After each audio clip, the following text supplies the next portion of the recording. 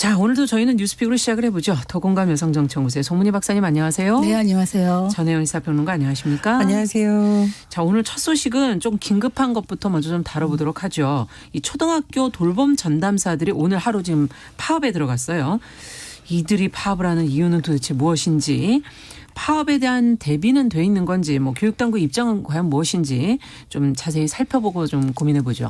그 초등학생 아이가 있는 집은 지금 비상이 걸렸습니다. 오늘 그 초등 돌봄 교실 하시는 분들이 많은데 누가 하냐면 맞벌이라든가 저소득층 한부모 가정 등 이런 아이들의 돌봄을 초등학교 보통 1학년, 2학년을 하고 있거든요.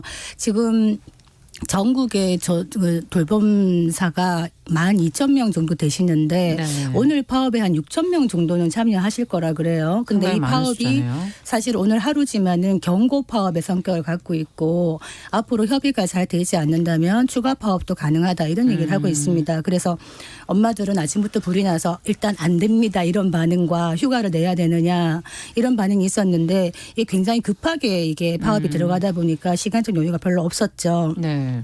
어떤 걸 주장을 하느냐 파업의 이유가 지금 이제 온종일 돌봄법이라 그래가지고 지금 돌봄 교실을 지자체로 좀 이렇게 책임을 넘기는 이런 법이 지금 발의가 되고 있어서 이렇게 지자체로 돌봄이 넘어가게 되면은 지금은 이제 돌봄 전담사 분들이 교육청 소속입니다. 그래서 물론 뭐 시간제가 거의 84%고 무기계약직이지만은 교육 공무직이란 말이죠. 네. 근데 지자체로 넘어가게 되면은 신분 보장이 많이 불안정해진다. 이런 얘기를 하고 있고 두 번째로는 지자체가 이제 넘어갔으면 거의 민간으로 위탁을 많이 하는데 이렇게 되면은 이 민간 위탁이 가다 보면은 돌봄이라는 게 공공성이 아니라 시장화되어 버린다. 그래서 그 피해가 결국 돌봄의 질이 떨어지고 아이들이 본다. 이렇게 주장을 하고 있는 겁니다. 여기에 대해서 또 지금 시간제가 그 한 하루에 4시간에서 5시간 정도를 많이 근무하시는데 이거를 8시간 전일제 근무할 수 있도록 해달라 이렇게 얘기를 하고 있습니다. 여기에 대해서 교육부가 원래는 이제 뭐 교원단체라든가 돌봄 노조, 학부모 단체, 교육청, 교육부가 다 참여하는 협의체를 운영을 하려고 그랬는데 전국 시도 교육감 협의회에서 보건복지부 여성가족부도 들어와라 이렇게 얘기를 해서 이야기가 잘 진전되지 않고 있던 상황에 파업이 생긴 겁니다. 그래서 어떻게 보면은 지금 돌봄 교실에 대해서 그동안 많은 어떤 갈등이 있어 왔고 논란이 있어 왔는데 교육부가 조금 대처가 좀 많이 늦었던 게 아닌가 이런 좀 비판도 나오고 있는 상황입니다. 네, 지금 가장 중요한 부분이 이제 교육청 소속에서 지자체로 넘어간다. 과연 이 문제를 어떻게 이관 문제에 대해서 어떻게 들여다봐야 될지 두 분의 생각을 좀 들어보죠. 상당히 중요한 문제네요. 일단은 첫 번째로 왜 이런 법이 나왔을까라고 생각을 해보면 이 초등 돌봄에 대한 법적 근거들이 너무 미비하다라는 지적은 사실 있었습니다. 교육부 고시로 규정이 됐기 때문에 고시로 법을 좀 정비해야 된다라고 해서 민주당 의원들을 중심으로 이게 발의가 됐었는데 취지 자체가 나쁜 것은 아닌데 이것이 현장에 적용됐을 때 이 돌봄이라는 것이 제가 늘 말씀드리듯이 AI 시대에 대체 안 되는 것이 돌봄이라고 했잖아요. 그렇죠. 특히 어린이들과 노인과 장애인들에 대한 부분. 그래서 사실은 이런 부분에 대한 여러 가지 갈등이 일으키는 요소가 이미 잠재되어 있었다는 좀 지적이 예전부터 나왔습니다. 지금 보면 전국 교직원 노동조합 같은 경우에는 이 법안 발의에 대해서 환영을 했었어요. 왜냐하면 학교 교육활동과 돌봄이 이렇게 겹쳐질 경우에 돌봄도 잘 안 되고 교육의 질도 떨어질 수 있다라는 교사들의 또 입장이 많이 반영이 된 것이죠. 그러나 돌봄 전담사들 입장에서는 박사님이 말씀해 주셨듯이 여러 가지 생길 수 있는 뭐 노동시간은 늘어나지만 실제로는 처우가 되지 않는 거 그다음에 뭐 예산 확보 문제 뭐 여러 가지 신분의 불안정성의 문제가 되면서 이게 잘못하면은 두 집단 간의 갈등처럼 비춰질 부분이 분명히 존재하지만 그럴 수도 있겠네요. 그렇죠. 이 부분을 조정해야 되는 것은 사실은 정부 당국의 역할입니다. 그리고 또 우리가 이런 것을 볼 때 놓치지 말아야 될 부분이 사실 지금 현장에서 갈등이 발생할 때의 당장의 어떤 결과가 아이들과 학부모들에게 돌아가고 있잖아요. 그들도 주체라고 볼 수가 있는 그렇죠. 거죠. 예. 그래서 이런 과정에 대해서 뭐 공청회를 또 적극적으로 한다던가 갈등이 일어날 수 있는 요소들이 이미 드러나고 있는 단계에서 좀 보완책을 서로 논의를 했다면 좋았겠다는 지적이 좀 많이 나오고 있습니다. 이 교육 문제를 얘기할 때 제가 현장을 많이 얘기하는 것이 우리가 기계를 돌리고 이런 일도 어렵지만 사람이 하는 일은 늘 현장에서의 의견이 그렇죠. 반영이 되지 않으면 항상 갈등이 일어나게 마련입니다. 그리고 대체할 수 있는 방안들이 아무리 대체가 된다고 하더라도 그 일을 전담했던 사람들만큼의 현장에서의 서비스가 되지 않는 경우가 많거든요. 그래서 그런 부분에 대한 뭐 논의를 한다고 하는데 그런 부분에서 좀 갈등 조정이 됐으면 하는 바람입니다. 그리고 아까 말씀하셨던 법적 근거가 없다는 것이 가장 문제의 발단인데요. 지금 교육기본법이라든가 초중등기본법에 이런 법적 근거가 없이 어떻게 보면은 돌봄 교실을 운영을 시작했는데 좀 땜질식으로 했다. 그러다 보니까 이 돌봄의 책임 주체가 누구고 업무를 누가 분장하느냐를 가지고 참 많이 갈등이 깊어졌죠. 그랬군요. 그래서 일선 교사들의 이야기를 들어보면 불만이 굉장히 많죠. 왜냐하면 이 돌봄 교실을 운영하는 이 행정 업무가 많다. 굉장히 과중하다. 실제로 돌봄 전담사를 뽑고 그다음에 운영하고 비품을 또 구입하고 아이들의 안전사고 민원 대응 이런 걸 다 하기 때문에 교사들 입장에서는 아이들의 교육에 집중할 수 없다. 그리고 학교가 교육하는 곳이지 보육하는 곳이냐 돌봄하는 곳이냐 이런 이야기를 계속하고 있는 것이고 어떻게 보면 이런 구조적인 문제가 있는 것이다. 그렇다면은 이런 행정 업무에 대한 이 갈등을 누가 조정을 해줘야 되느냐. 이 전담사들과 교사들 간의 이런 갈등을 교육부가 사실은 굉장히 적극적으로 들어가서 조율도 하고 별도로 어떤 행정 인력을 뽑는다면은 예산이 들어가겠죠. 그렇다면 그것도 투입을 했어야 되고 이런데 교육부가 너무나 소극적인 대응을 했던 게 아닌가. 그래서 결국에는 이 두 조직 간에 뭔가 갈등이 있는 것처럼 이렇게 되는. 비춰지게 되는 거네요. 네, 그런데 근본적으로는 또 이제 지자체가 만약에 돌봄 업무를 가져간다고 했을 때 그것도 한번 생각해 보죠. 이 문제가 굉장히 중요한 것이 우리가 이제 아이 하나를 키우기 위해서는 온 마을이 같이 키운다 이런 얘기를 하잖아요. 근데 그 온 마을에는 학교도 들어가 있고 또 어떤 지방자치단체도 들어가 있는 겁니다. 그런데 지금 지자체의 재정 자립도가요 굉장히 천차만별이에요. 그러니까 전국 평균을 보면은 한 45.2% 되는데 그거는 평균이죠. 평균인데요. 지자체 간에 굉장히 격차가 심합니다. 재정 자립도라든가 예산 격차가 심한 게 강원도, 전라북도, 전라남도, 경상북도는 재정 자립도가 20%밖에 안 됩니다.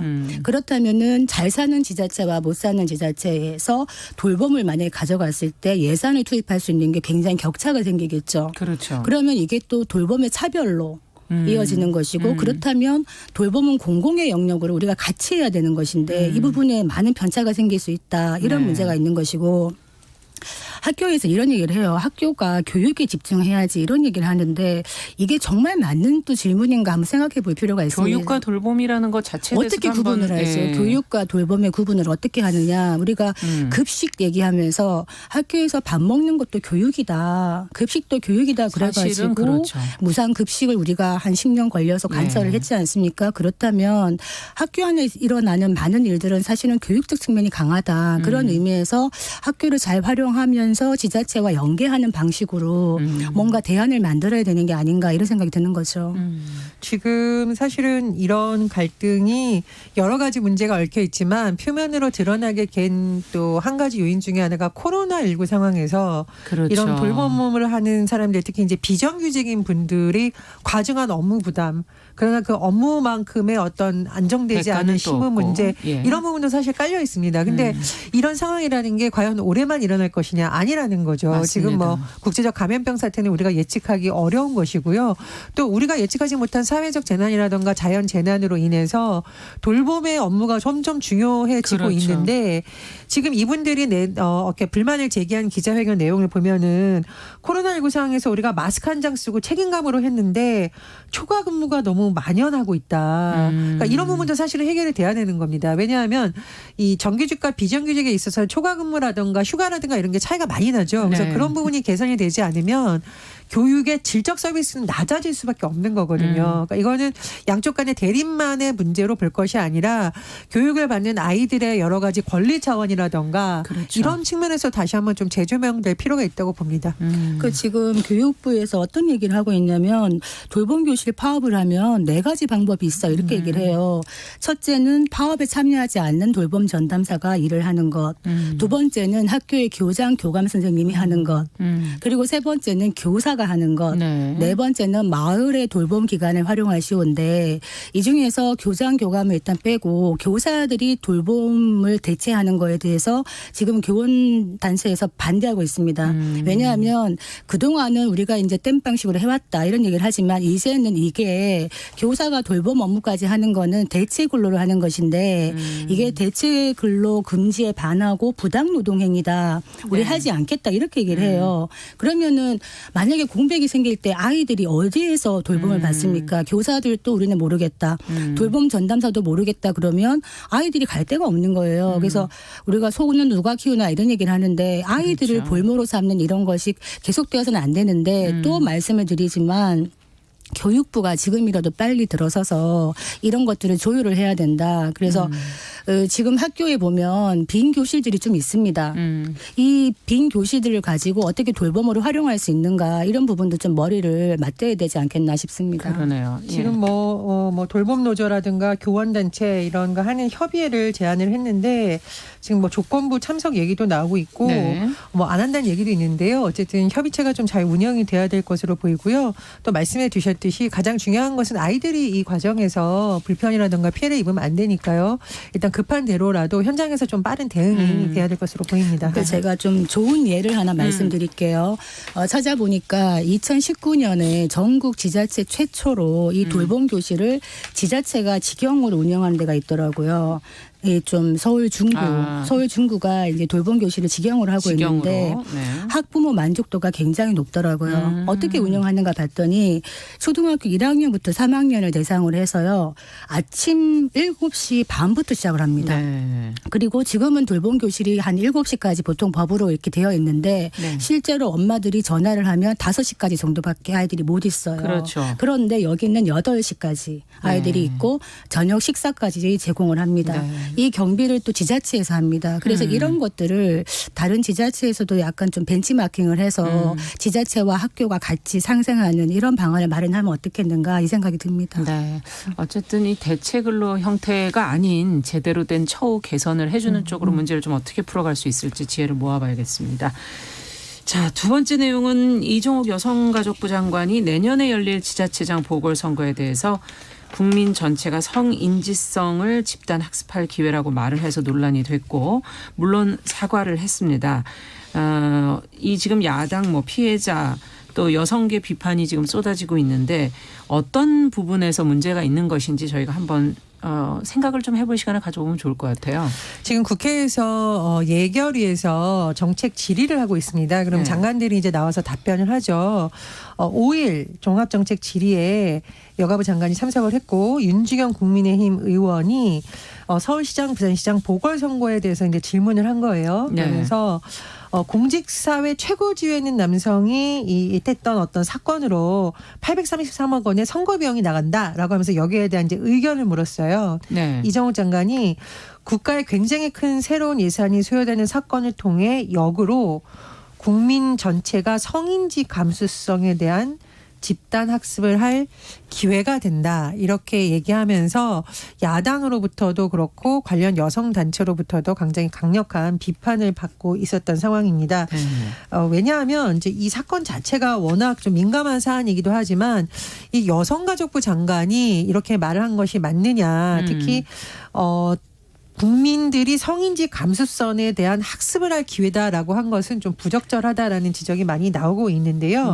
일단 야당에서는 뭐 장관의 뭐 사퇴 문제까지 거론을 하고 있는 상황이고 지금 부산시와 관련해서 피해자가 부산 성폭력 상담소 등 본인을 보호하고 있는 기관을 통해서 입장을 냈는데 그런 본인이 학습의 도구라는 것이냐라고 좀 피해자의 입장을 생각하지 않은 부분에 대한 비판을 하고 있고요. 그리고 여성계 전문가들도 이 여가부의 존립 이유가 약자와 여성 피해자들의 목소리를 더 담아주고 더 해야 되는 건데 굉장히 큰 좀 여러 가지 해석을 알 수 있고 비판을 받을 수 있는 부적절한 발언이었다라는 지적이 나오고 있습니다. 이정우 장관이 이에 대해서 이날 오후에 사과를 했었는데요. 어쨌든 이것이 뭐 이번에 어떤 말실수 이런 측면이 아니라 예전에도 여러 가지 질의 과정에서 여가가 조금 더 뚜렷하게 대답을 했어야 되는 거 아니냐라는 여러 가지 그동안의 지적이 쌓여서 나온 것이 아니냐라는 의견도 있습니다. 지금 말씀해 주신 것처럼 그동안의 어떤 취해온 태도 뭐 이런 것에 대해서 뭔가 불만 같은 것이 누적돼 있다가 터진 게 아닐까 하는 생각도 드는데요. 두 분은 이번 논란은 어떻게 바라보고 계십니까? 여가부 장관의 이 발언이 참 부적절했다 생각이 드는 것이, 그러니까 여가부의 존재 이유에 대해서 여가부가 존재감이 없다 이런 얘기 참 많이 하고 비판을 받는데, 그럼에도 불구하고 저희가 방송에서 그렇지만 인력과 예산의 한계가 크지만 또 여가부 나름대로 또 그런 가운데에서도 해야 될 일이 있기 때문에 그렇죠. 힘을 더 실어줘야 된다 이런 얘기를 저희가 방송에서 한 적이 있는데, 이럴 때 여가부 장관이 이런 말은 학습 기회다라고 말을 하는데, 지금 성추행 의혹으로 보궐선거가 이루어지고 있는 이런 마당에 838억이라는 국민 혈세가 쓰여집니다. 그런데 여기에 대해서 이 비싼 혈세를 치르면서 국민들이 학습을 해야 될 필요는 없다 이런 생각이 들고, 이걸 누가 학습해야 되는가. 성희롱의 그 의혹에 쌓인 사람들이 학습을 하고 반성을 해야 되는 것이지 전 국민이 이걸 돈을 내고 학습해야 되는 건 아니지 않느냐. 학습비가 너무 비싸다 이런 생각이 들고요. 지금 우리가 피해자 관점 이런 얘기 많이 하는데 피해자에 대한 이야기가 생각이 없는 것 같다 이렇게 들리고, 여성 피해자 그리고 더 나아가서는 인권이라는 측면에서 또 다른 또 가해가 될 수도 있기 때문에 이 장관이 사과한 것은 뭐 적절했다 이런 생각이 드는데요. 또 하나 조금 부족했다고 생각하는 게, 어제 질문에서 이런 질문이 나왔죠. 이런 것들이 전형적인 권력형 성범죄가 아니냐 이런 질문이 나왔는데 여기에 대해서 어떤 말을 했냐. 수사 중인 사건에 관해서 설명하는 것은 적절치 않다 이렇게 얘기를 했는데요.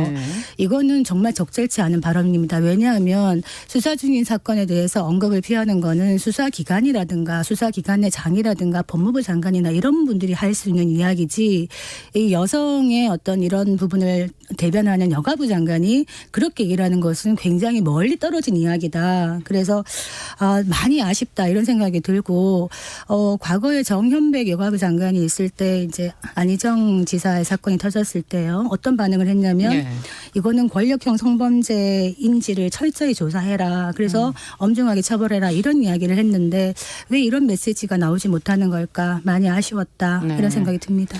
자, 우리가 계속 이제 피해자 입장에서 그들의 인권을 좀 생각해서 이런 문제를 대해보자고 지금 저희가 많이 얘기를 했는데요. 그런 부분에 좀 아쉬움은 있는 것 같아요.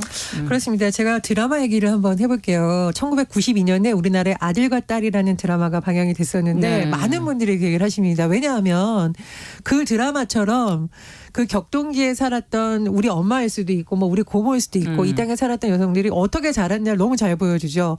쌍둥이 아들 딸이 있는데 딸이 대학에 입학하니까 엄마가 막 화내면서 거의 뭐 때리다시피 하잖아요. 너 때문에 쌍둥이 아들이 재수가 없게 떨어질 수도 있다라고 하고, 심지어 딸이 결핵에 걸렸는데 아프냐라고 위로해 주는 것이 아니라 귀한 우리 아들한테 결핵 옮기면 어떡하냐고 왜 이제까지 얘기 안 했냐라는 것이.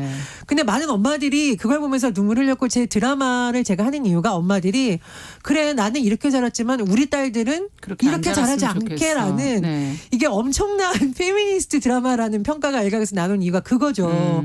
우리가 겪었던 일을 다음 세대는 겪게 하지 말아야겠다. 저는 여가부의 존재 이유를 쉽게 설명하자면, 지금 현실에서 일어나는 이들이 잘못된 일이라면 더 이상 반복되지 않도록 주무부처로서 정책을 내고 하는 부처라고 생각을 합니다. 그렇기 때문에 저는 일단은 여가부 폐지론에 대해서는 반대합니다. 분명히. 왜냐하면 그런 존재 이유가 있기 때문에 있어야 되죠. 그러나 두 번째로 일을 잘하냐에 대해서는 지금 상황에서 장관이 비판을 받을 지점이 분명히 있는 거죠. 말씀해 주셨듯이 여가부라든가 국가인권이라는 곳은 기득권이라든가 어떤 권력층으로부터 핍박받는 약자를 위해서 존재하는 굉장히 특수한 조직입니다. 그래서 사실 최영애 국가인권위원장도 최근에 한 언론 인터뷰를 한 다음에 엄청난 비판과 공격을 많이 받았습니다.